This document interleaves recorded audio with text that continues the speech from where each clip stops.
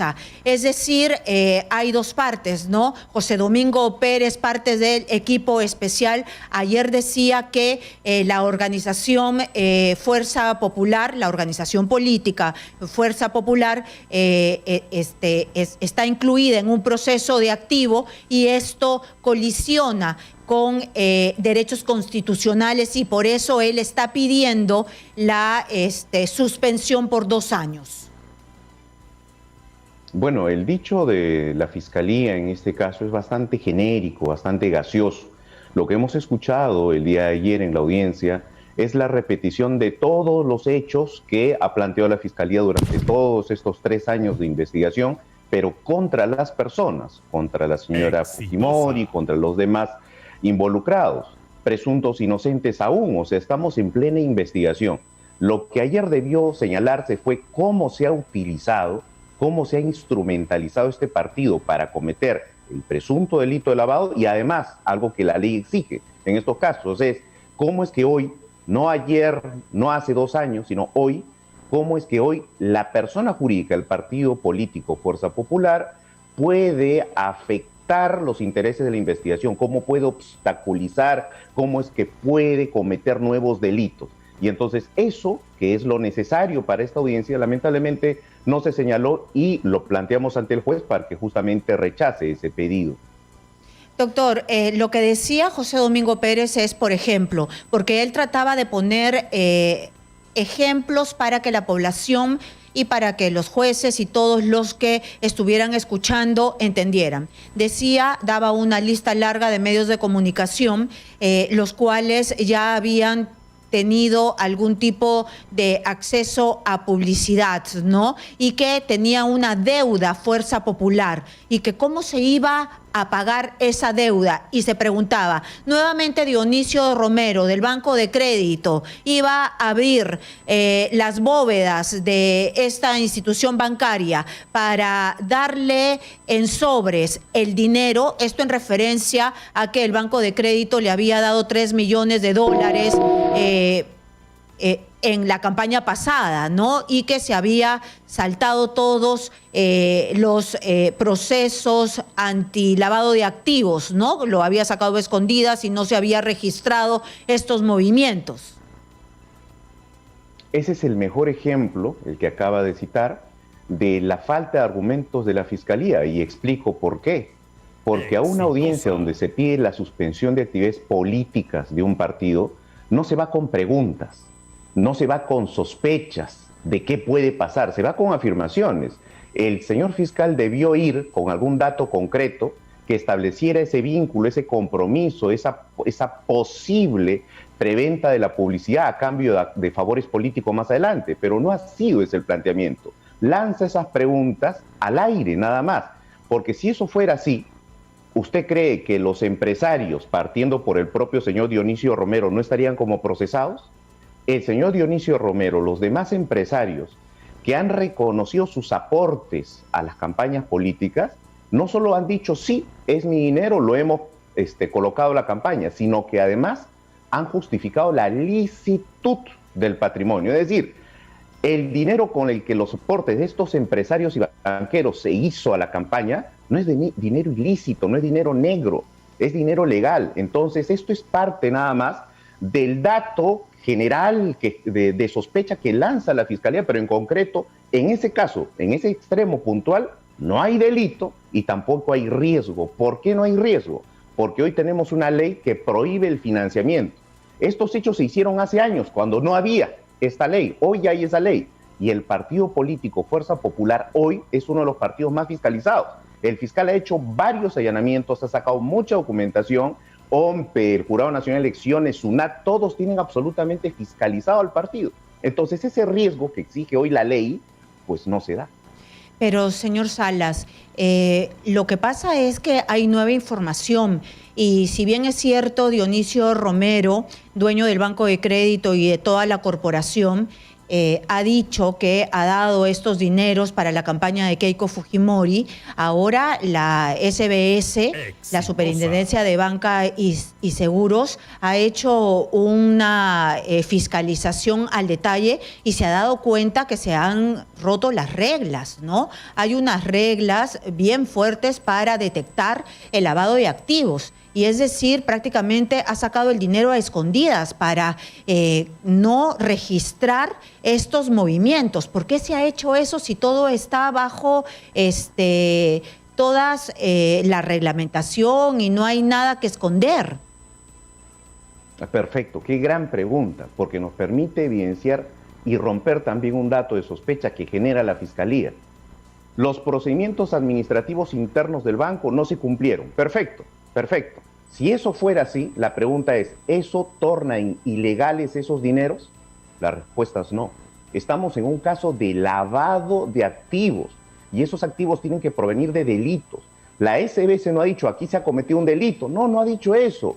¿Se han quebrantado, según la SBS, algunos procedimientos? Sí, a niveles administrativos. Por último, esto no le genera ilicitud a esos aportes. Y con eso queda claro que no tenemos en ese extremo lavado de activos, porque si eso fuera así, hoy el fiscal ya tendría como procesado por lavado de activos al señor Dionisio Romero y otros, y ese no es el planteamiento. Muy bien, entonces, ¿para qué se esconden los registros? ¿Para qué no se apuntan en realidad estos retiros mayores de $10,000? ¿Para qué se oculta información si no es nada ilícito? Perfecto. Eso también lo han declarado los propios empresarios, los banqueros, lo han declarado, han dicho, nosotros en ese contexto aportábamos y siempre pedíamos anonimato, no salir a la luz, para justamente no correr riesgos a futuro con el candidato que pudiera ganar las elecciones, y eso se ha hecho por años. El propio Odebrecht, el propio Barata, han declarado eso. Exitoso. O sea, daban aportes a diversos partidos, pero no queríamos nunca figurar, porque si no, luego nos generaría problemas con el candidato que ganase. Si es que al que habíamos aportado en su campaña, pues no ganaba. Así de simple. Bueno, pero qué sospechoso de verdad de parte del Banco de Crédito que rompa así tan fácil las reglas antilavado de activos, porque así como lo hace con un político, se puede hacer con el narcotráfico, con la tala ilegal y con cualquier otro delito. Pero bueno, eso no tiene nada que ver con el caso Keiko Fujimori, pero en realidad hay que ponerle un visor bien grande a este tipo de delitos, que no puede ser solamente una falta administrativa, porque el abanico es muy amplio en realidad. Ese aspecto es muy importante, pero eso ya es parte de las labores no solo internas del banco, sino de la propia SBS. Hay que afinar y hay que restringir, hacer más estrictos estos controles, sin duda que sí, pero en el caso puntual eso no puede ser considerado parte del delito de lavado en nuestro caso. Y bueno, y ya que estamos hablando y ahondando en esto, si es que algún cliente utilizó este tipo de flexibilidad del Banco de Crédito y utilizó el aporte y también para lavar activos para alguna actividad ilícita, es decir, dos caminos, el aporte y blanquear el dinero. Ya. Se podría hacer. Sí, pero no es parte de la imputación en nuestro caso. Ok. Lo que ha dicho José Domingo Pérez es, el TC dice, él se remonta a una sentencia del TC o alguno de los argumentos que deben haber quedado ahí como parte de la historia del TC. El TC dice que el lavado de activos afecta valores constitucionales. Y se agarra de eso. Sí, pero o sea, esa es una definición. Esa es una definición que es una definición correcta. El delito de lavado de activos afecta diversos bienes jurídicos, valores constitucionales, estabilidad económica, el orden financiero y demás, sí. Pero en nuestro caso, ¿cuándo se tendría que definir eso? ¿Ahora en investigación o después de una condena? Después de una condena, ahí es donde se tendría que decir, está aprobado que se afectó tal aspecto del orden democrático, del Estado y demás. Hoy no, hoy estamos en plena investigación y esta investigación que data de 3 años todavía está programada en el plazo hasta octubre del 2021.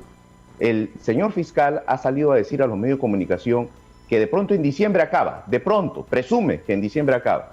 Eso mismo viene diciendo desde el 2019, donde decía que en enero o febrero de 2020 acababa. Luego dijo en abril, luego en octubre, ahora en diciembre. Entonces, por favor, que concluya la investigación. Queremos ya debatir esto sobre el fondo y esperemos que lo haga pronto. No lo va a hacer pronto porque faltan todavía las pericias. No hay que engañar a la población. ¿Y cuál es el fondo? ¿El Poder Judicial puede suspender a un partido político? En este caso, no. Las razones son muy simples. Primero, hay una ley especial que regula exclusivamente la suspensión de partidos políticos en contexto electoral, en pleno proceso electoral. Y esta ley lo que determina es que no se puede iniciar procedimientos de suspensión a partidos políticos en pleno proceso electoral. El proceso electoral para el 2021 comenzó el 9 de julio del 2020. O sea, estamos en pleno proceso. No se puede hacer. Hay una ley especial que determina eso. Y lo otro, en nuestro caso puntual, tampoco el juzgador podría suspender. ¿Por qué? Porque el artículo 313 del Código Procesal Penal que usa la Fiscalía para suspender, para pedir la suspensión, exige dos cosas.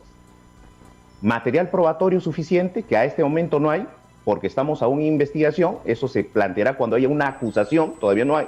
Y segundo, peligro actual de que en este momento a futuro el partido puede obstaculizar o puede cometer de nuevo delito de lavado de activos, que tampoco el señor fiscal lo ha planteado así.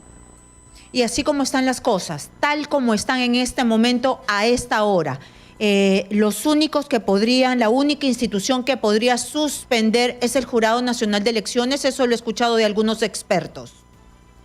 Efectivamente, hay una ley que es la Ley de Organizaciones Políticas que establece de manera exclusiva y excluyente esa función del Jurado Nacional de Elecciones, pero ni siquiera por delitos, ni siquiera por delitos, por otras infracciones que tienen que ver con la inscripción. Es la única posibilidad.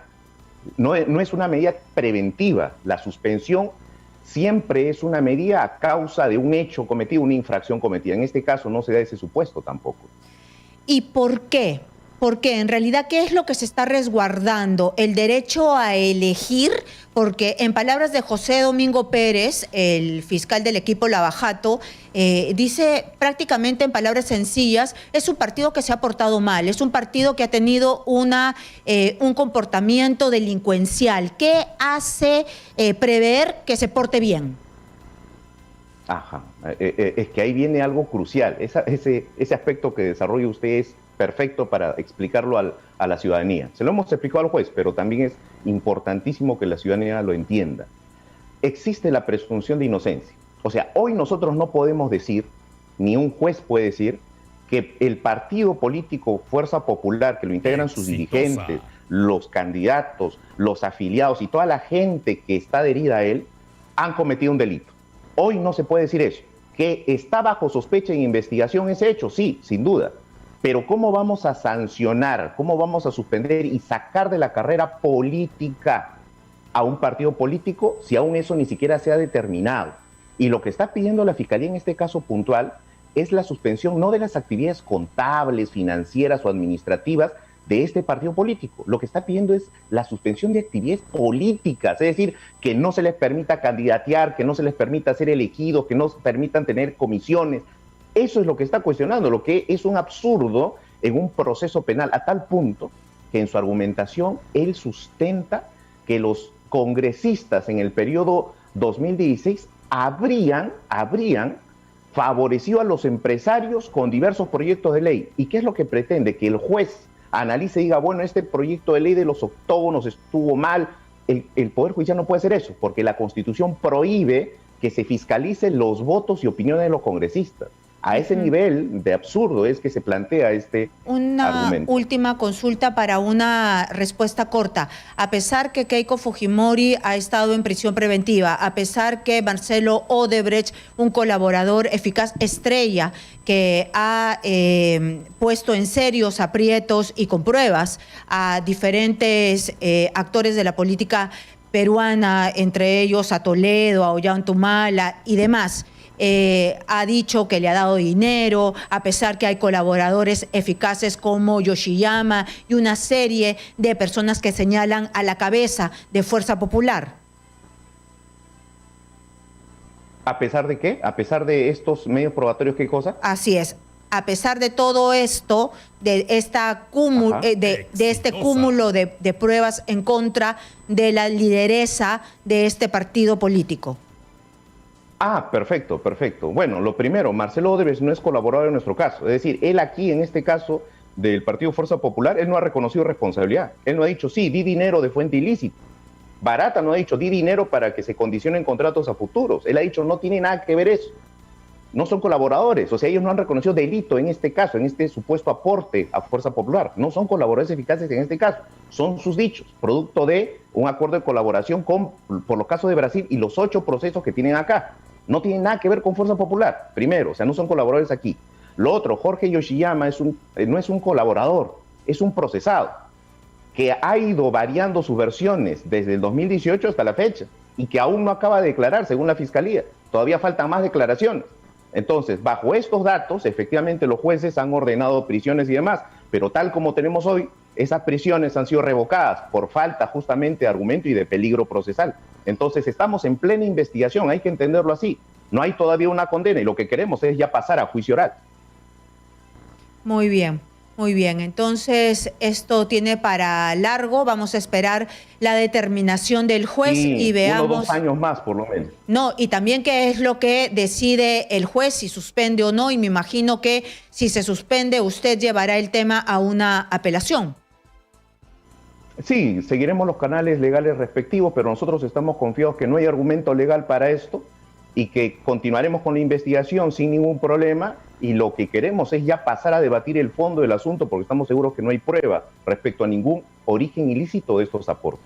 Muy bien, muchísimas gracias por estar aquí en Exitosa Perú. Fue Cristian Salas, abogado de Fuerza Popular, y este tema que ha generado polémica y que va a seguir generando polémica hasta que el juez determina si se suspende o no